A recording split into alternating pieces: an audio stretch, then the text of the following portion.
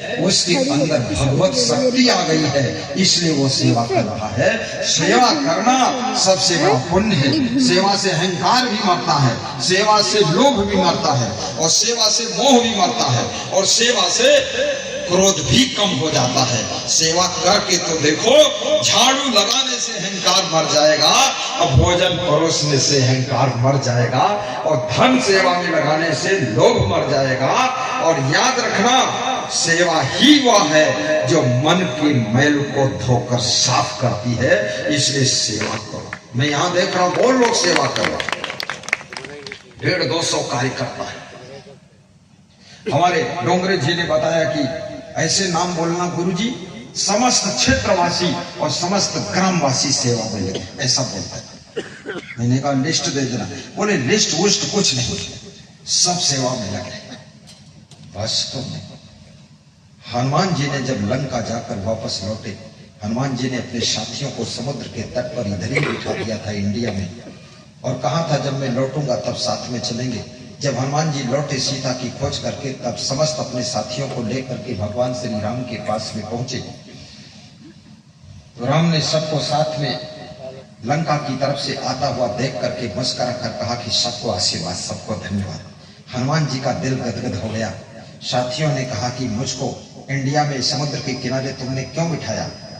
क्योंकि मैं लंका तो आपके साथ गया नहीं, उधर कुछ कर सकता नहीं था, समुद्र लांग नहीं सकता था, फालतू वहां बैठे रहे, समुद्र का पानी खारी था, नाश्ता पानी कुछ था नहीं, बड़े कष्ट हुए, फिर भी तुमने बिठा दिया था, बैठा रहा मैं, तो क्या फायदा हुआ? बोले फायदा यह हुआ, अगर तुम वहां से लौट आते तो मैं लंका से अकेले लौटकर भगवान के पास पहुंचता, तो सीता की खोज की सेवा का आशीर्वाद केवल मुझे अकेले मिलता।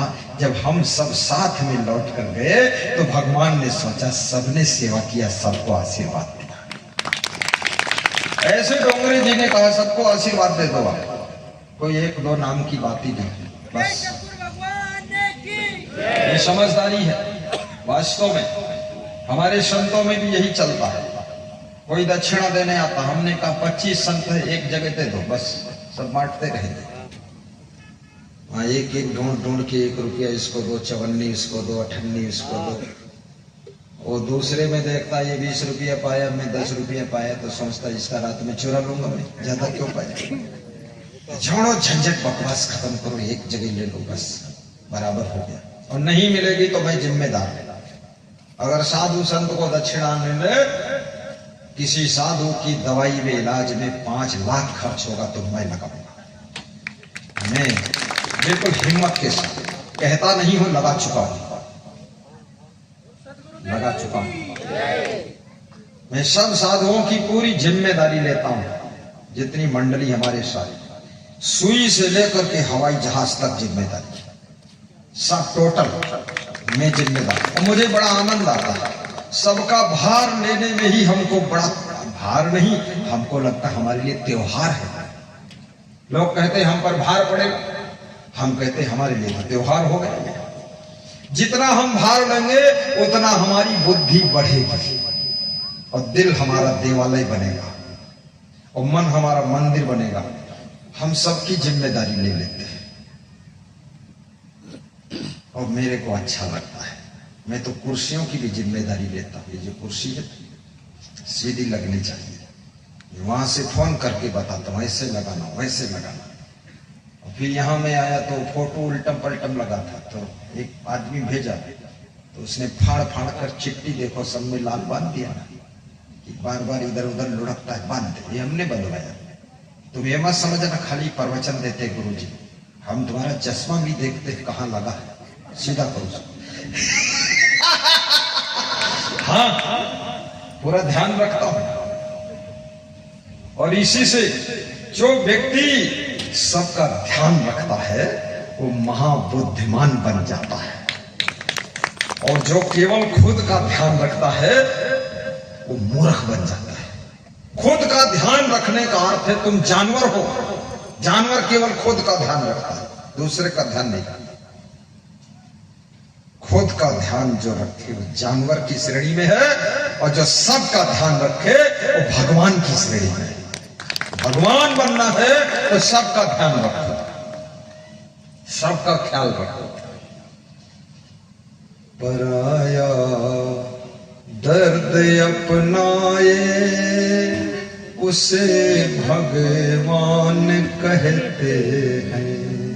गा दो आइए। दर्द अपनाए उसे भगवान कहते हैं, किसी के काम जो आए उसे इंसान कहते हैं, किसी के काम जो आए उसे इंसान कहते हैं। बस ज्यादा नहीं गाना, थोड़ा गा दो, लोगों को सुनने का रस आ जाए। जब रस आ जाए जलेबी वापस ले लो। ज्यादा नहीं गाना है, हाँ, ताकि रस की याद आती रहे। जलेबी मिली नहीं, खाली जेब पर टपका दिया तो। पराया दर्द अपनाए उसे, इसलिए अपनी पत्नी का भी ख्याल रखो, ससुराल वालों का ख्याल रखो, मामा नाना का भी ख्याल रखो, पड़ोसियों का ख्याल रखो, पूरे गांव का ख्याल रखो, और अपने भाइयों का भी ख्याल रखो, बहन बहनों का भी ख्याल रखो। बड़ा आनंद मिलेगा। कितने भक्तों को मैंने मकान बनाना सिखाया। मैं आर्किटेक्ट इंजीनियर भी हूं, कैसे मकान बनाना चाहिए 2 मिनट में नक्शा बना देता हूं, और जो मैं नक्शा बनाता हूं वही नक्शा मैं बिगाड़ भी देता हूं। क्योंकि मुझे ही मेरा नक्शा पसंद नहीं आता, 100 नक्शा बनाता हूं। मेरे आश्रम जब बना तो मैंने कम से कम 200 नक्शा बनाया और 200 बिगाड़ा और 5 इंजीनियर लगाया। 2-3 इंजीनियर तो बहुत कंटाल हो गए, बोले हम आपका नक्शा बनाने में बहुत परेशान हो। बोले इधर भी बताते हो उधर भी कुछ बताते हो, कैसे करूं। मैं समझ गया तेरे पास दिमाग कम है, चलो रिजेक्ट। तीसरा इंजीनियर बोला कंप्यूटर लेकर आइए, कंप्यूटर में ही नक्शा बनेगा, हम तुम बैठेंगे। 5 दिन रुका, बना। मुझे लगा इसकी भी कम बुद्धि, चलो हटो निकलो। चौथा इंजीनियर लगा हाँ इसकी बुद्धि, फिर भी संतोष नहीं हुआ। 5वां इंजीनियर, फिर ऊपर से मैं 12-12 बजे रात तक बैठकर नक्शा फाइनल किया।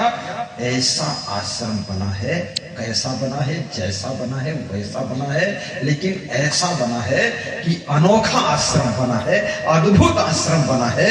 अभी आश्रम आपको दिखा देगा, देखो टीवी में आ गया आश्रम, आने वाला है।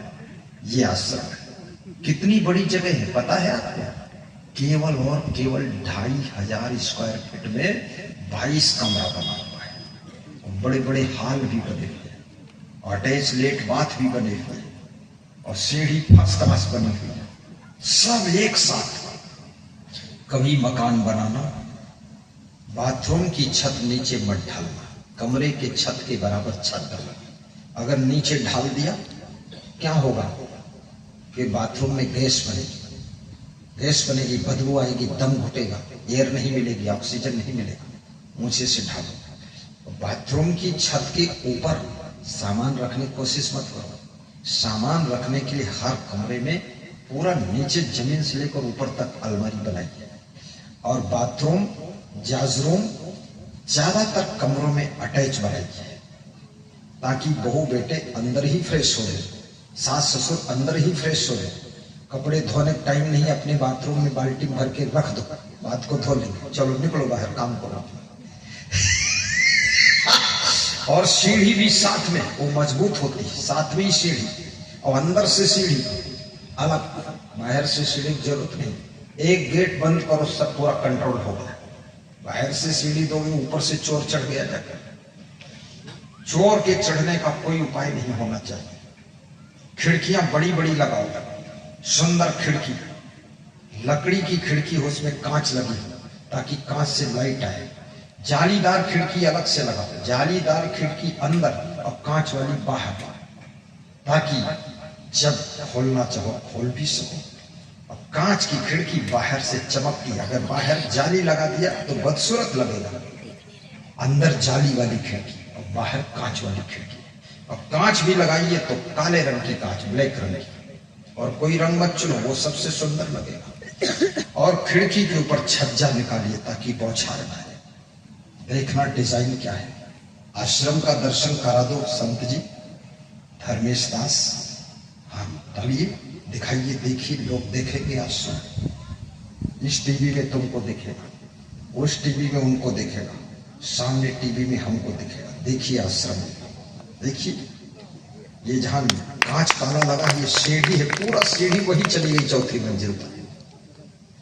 ये देखिए, पूरा दिखाओ और दिखाओ, छिपाते। ये देखिए है वो मंदिर जैसा जो है मेरे गुरु का मंदिर बनाया गया है, समाधि मंदिर। सब लोग ऐसा थोड़े समाधि मंदिर बनाते हैं। देखो कितना सुंदर, उसके अंदर बैठकर पूजा पाठ भी। ये समाधि मंदिर देखिए कितना सुंदर है। अब ये आश्रम देखिए, आश्रम घुमा रहे थे, घुमा दो आश्रम तरफ। हाँ, आश्रम का रूप रंग देखिए। दबा दो बटन बेटा, इंतजार में है हम लोग। पीछे से दबाते, देखो ये आ गया, ये आश्रम। फूल फुलवारी देखिए है। मैं तो तुम्हारे घर का नक्शा बना दूं, फिल्म बना दूंगा, कलम से खाली खींच दूं, टाप का घर बन जाए। पर टाइम नहीं है, क्योंकि हम तो आपकी जिंदगी का नक्शा बनाते हैं, घर का कहां बना। ये देखिए कितना सुंदर है, ये देखिए, आह क्या बात, आनंद आ गया। बहुत सुंदर, साफ सुथरा। मक्खी भी बैठती फांस पर तो भी फिसल जाती है, वो भी सोचती है कैसे फिसल गए, इतनी सफाई। और ये संतों की पुरुषार्थ से बना है। मैं तो पुरुषार्थ नहीं किया, मैं तो खाली थोड़ी बुद्धि लगा। ये देखिए सत्संग हाल, एक ही भक्त ने सत्संग हाल बनाया, 40 लाख रुपया खर्च किया इसमें सत्संग हाल। 25 लाख का तो टायर लगा दिया है, 72 पंखे टांग दिया है, बड़ा सुंदर शहर। और वो भक्त कह रहा है गुरु के आश्रम में 20 कमरा भी बनाऊंगा। ये भगत लोगों को सोने की जगह नहीं, 20 कमरों में कम से कम 200-300 भक्त सोए, सब अटैच लेट बाथ, मस्त फर्स्ट क्लास। तो मैंने कहा इतना पैसा? बोले पैसे की चिंता मत करो, तुमको मैं गुरु नहीं मानता। तुमने कहा फिर क्या मानते हो? बोले मैं मानता हूं मुझे भगवान मिल गए, सब कुछ करूंगा। एक ही भक्त है। देखो आश्रम की सुंदरता देखो, दिख रहा कि नहीं दिख रहा?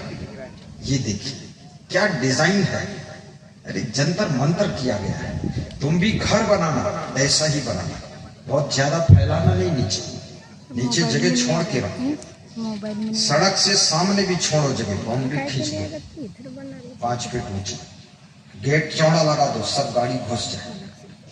साइड से रास्ता दो, पीछे ट्रैक्टर ट्राली भूसा पैरा पशु सब पीछे रहे, गोबर गंदगी सब पीछे।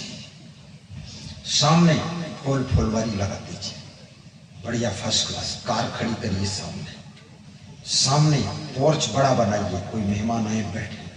पोर्च की छत की ऊंचाई भी आपके मकान की छत की ऊंचाई के बराबर हो, उसको नीचे मत ढालिए कभी भी, उससे मकान दब जाता, सुंदरता दब जाती, बराबर में ढालिए। और साथ में टाइल जरूर लगा दीजिए। अगर पैसा है दीवार में चूना और रंग मत लगाइए, पूरे दीवार में भी टाइल लगा दीजिए, फर्स्ट क्लास। झंझट खत्म, 25 साल के लिए छुट्टी हो, रोज वहां पेंट लिए रगड़ रहे फालतू, उससे ज्यादा खर्चा आ जाता है।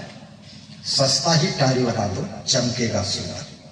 और मकान को साफ सुथरा भी रखो। और मकान में जब पहुंचो तो कहो वाह, ऐसे कहना चाहिए वाह बहुत सुंदर मकान है, खुद खुश हो जाओ अपने। अगर पुराना मकान है तो भी खुश हो जाओ।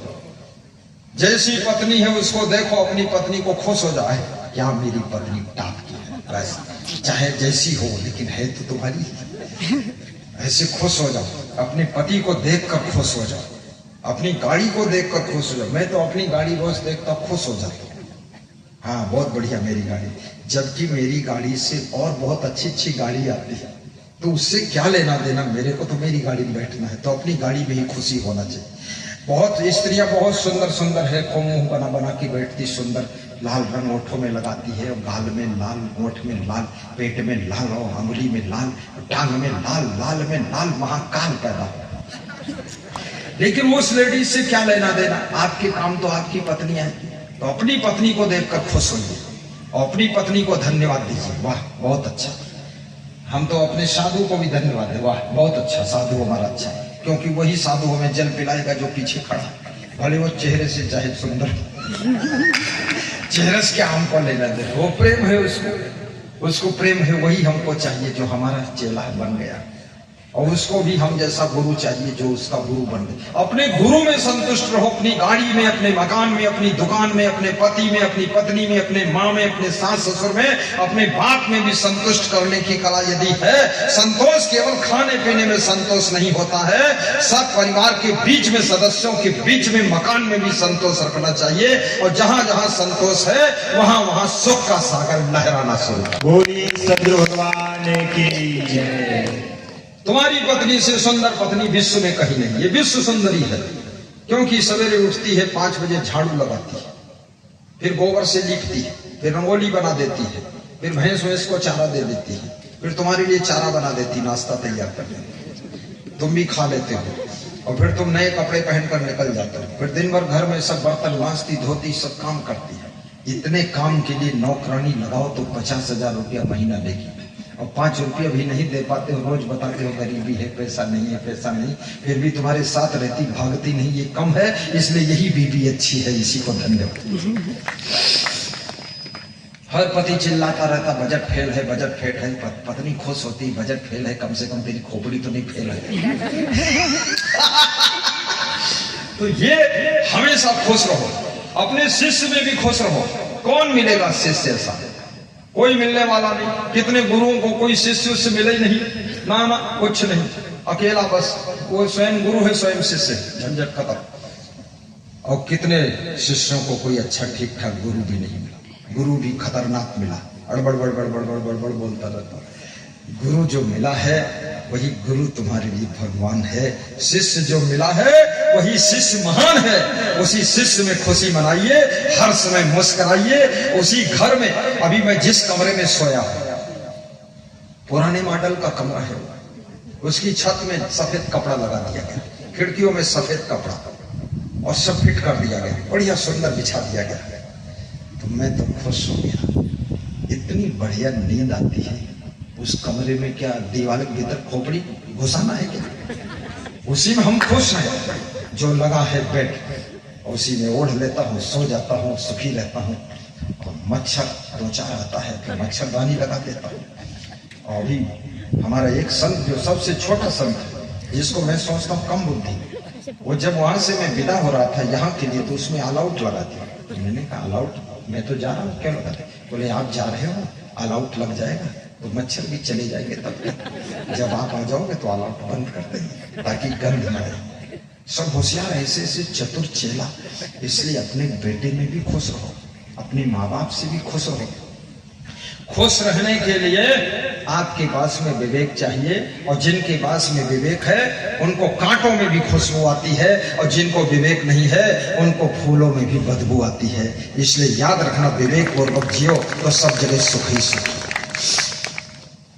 आपका पति आपके लिए कितनी मेहनत करता, खेती करता, नौकरी करता, चाकरी करता, पुलिस में सर्विस करता है, नक्सलाइट से टक्कर लेता है, बहुत झगड़ा लड़ाई सब अपराधियों के पीछे भागता है, 20, 25, 30 हजार रुपये महीने लाता है, तुमको देता है, परिवार पालता है। ऐसे पति को धन्यवाद दीजिए कि मेरा पति बहुत अच्छा है, सब काम करता है, ठीक है। इतना काम करने वाला आदमी ढूंढो तो 1 लाख रुपया महीना देगा।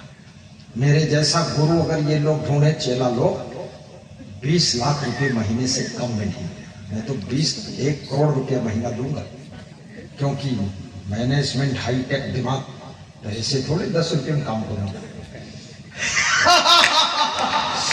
तो इनको फ्री में मिल गया, फ्री में इनकी फिक्र गुरु करता है, और ये मेरी फिक्र करते हैं। और जहां पर दोनों की फिक्र करते हैं, याद रखना वहीं पर सुख पैदा होता है। जहां पर प्रेम होता है वहीं पर दूसरों की फिक्र होती है, और प्रेम विहीन मन किसी की फिक्र नहीं करता है। इसलिए प्रेम के सागर बनो, सबकी फिक्र करो, तो तुम्हारी चिंता तुम्हारी छूट गई। गाइए, तू प्रेम का सागर है, तेरी एक बूंद के प्यासे हम, तू प्रेम का सागर है। गाइए गाइए सब लोग।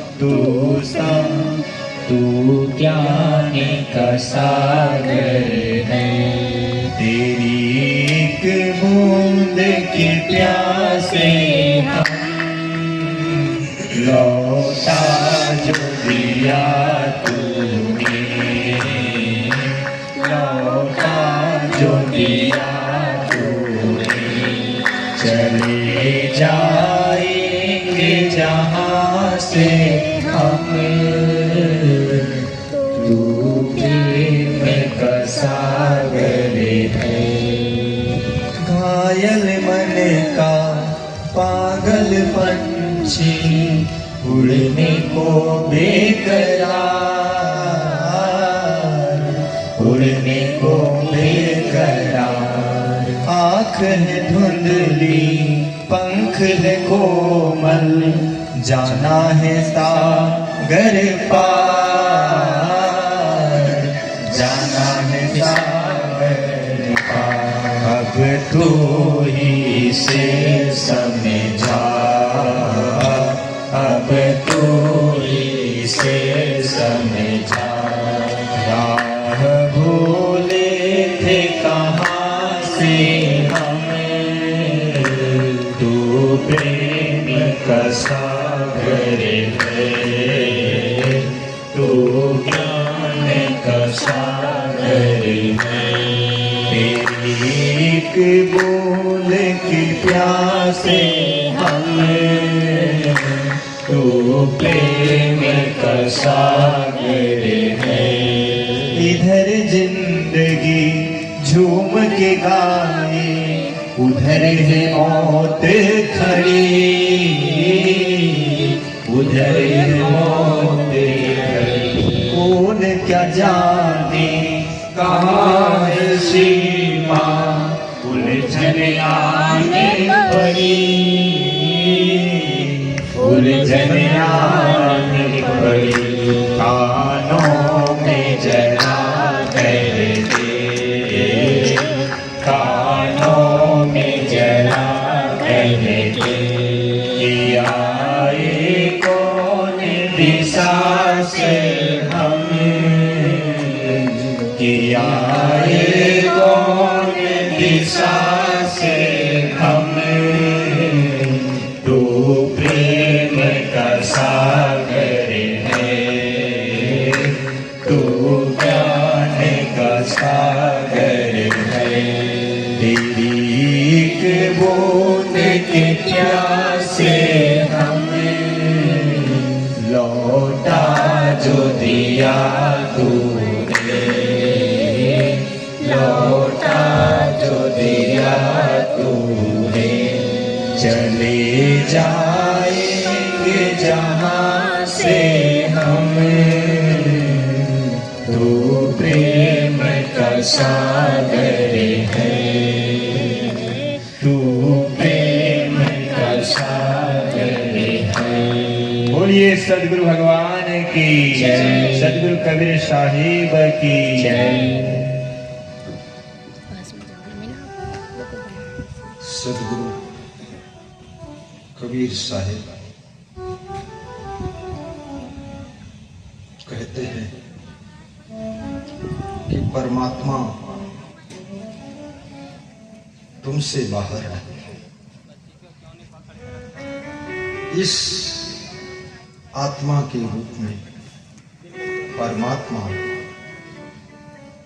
तुम्हारे शरीर में छिपा हुआ है। कैसे छुपा है? जैसे पुष्पे गंधस्तिरे तैलम, काष्ठे बहिन्ने पयोघ्रदम, इच्छो गुणम पश्चात्मानम तथा देहि विवेकता।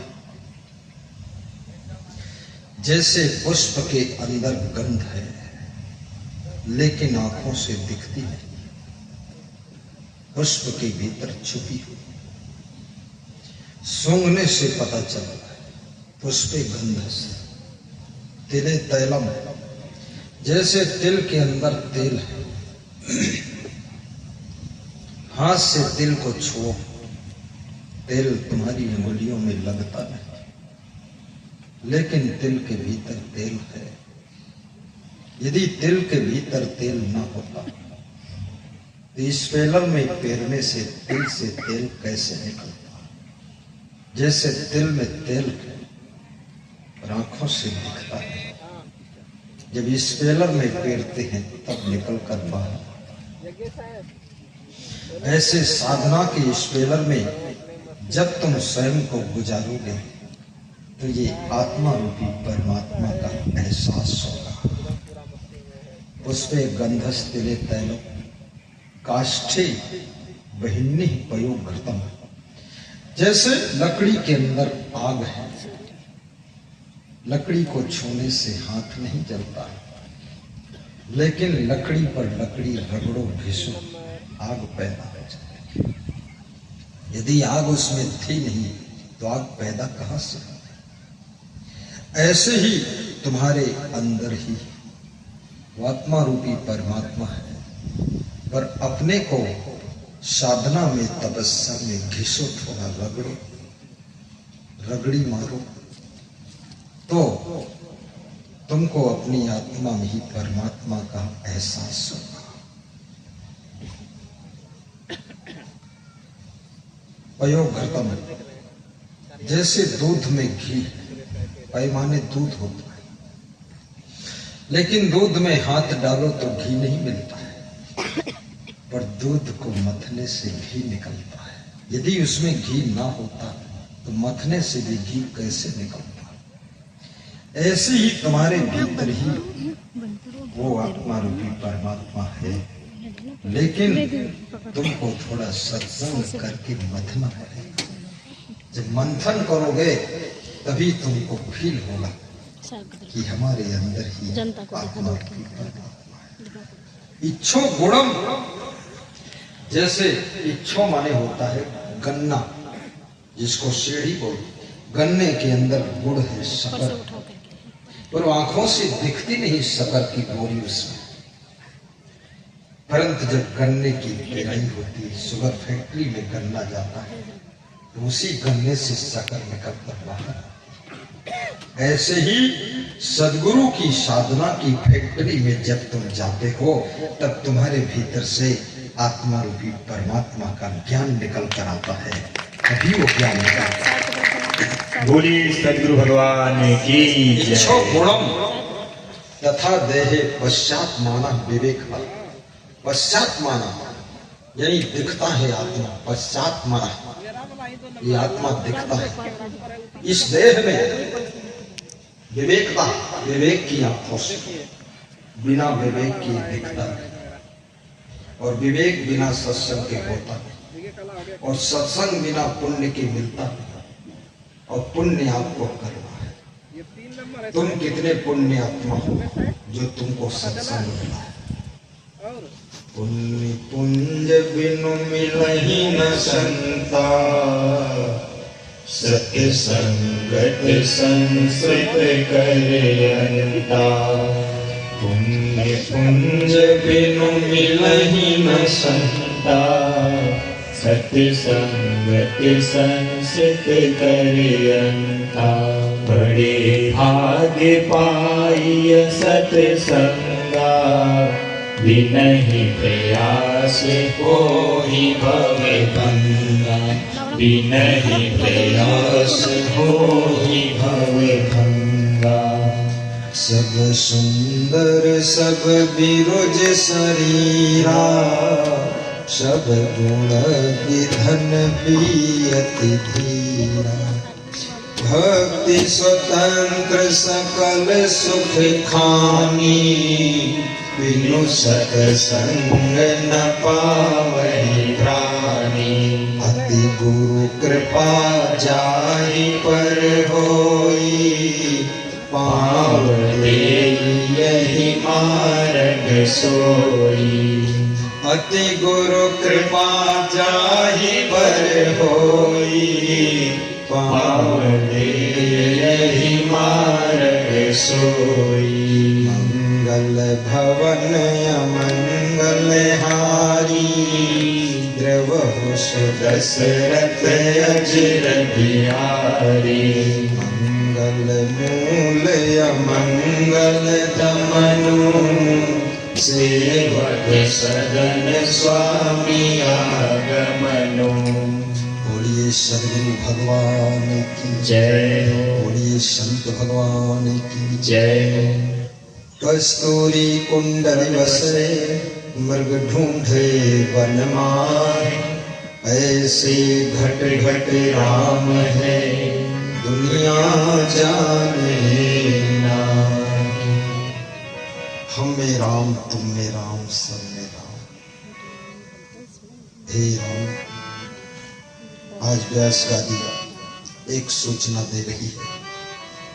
सत्संग समापन पर मंत्र बोल दो समापन का।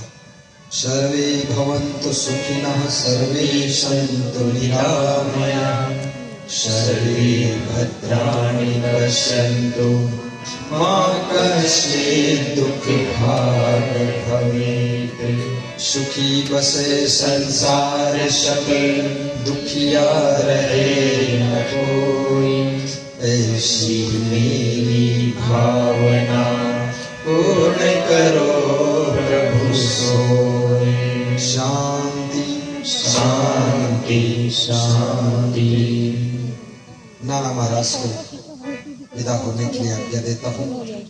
श्री मनोहर डोंगरे जी नारा महाराज का, इसमें से 11 भक्त आकर के उनका सम्मान करें।